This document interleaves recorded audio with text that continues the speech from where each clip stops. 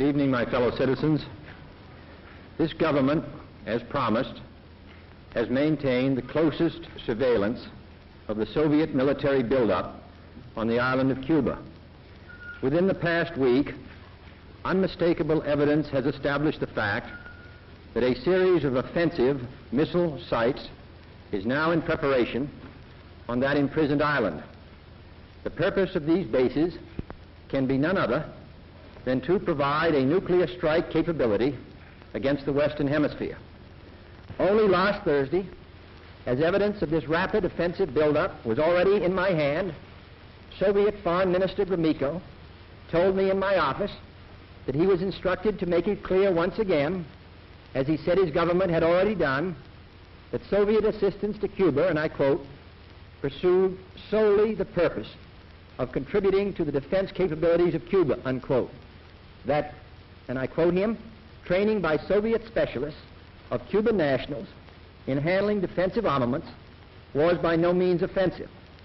And that if it were otherwise, Mr. Gromyko went on, the Soviet government would never become involved in rendering such assistance, unquote. That statement also was false.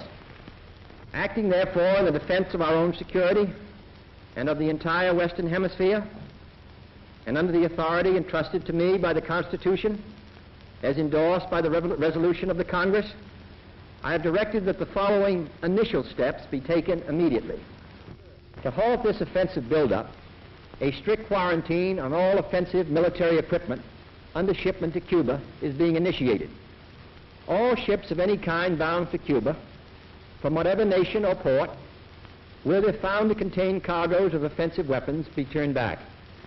It shall be the policy of this nation to regard any nuclear missile launched from Cuba against any nation in the Western Hemisphere as an attack by the Soviet Union on the United States, requiring a full retaliatory response upon the Soviet Union.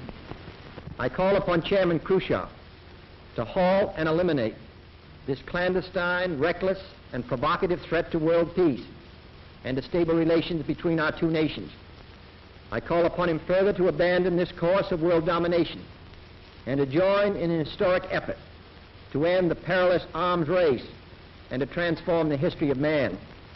Our goal is not the victory of might, but the vindication of right. Not peace at the expense of freedom, but both peace and freedom here in this hemisphere, and we hope around the world. God willing, that goal will be achieved.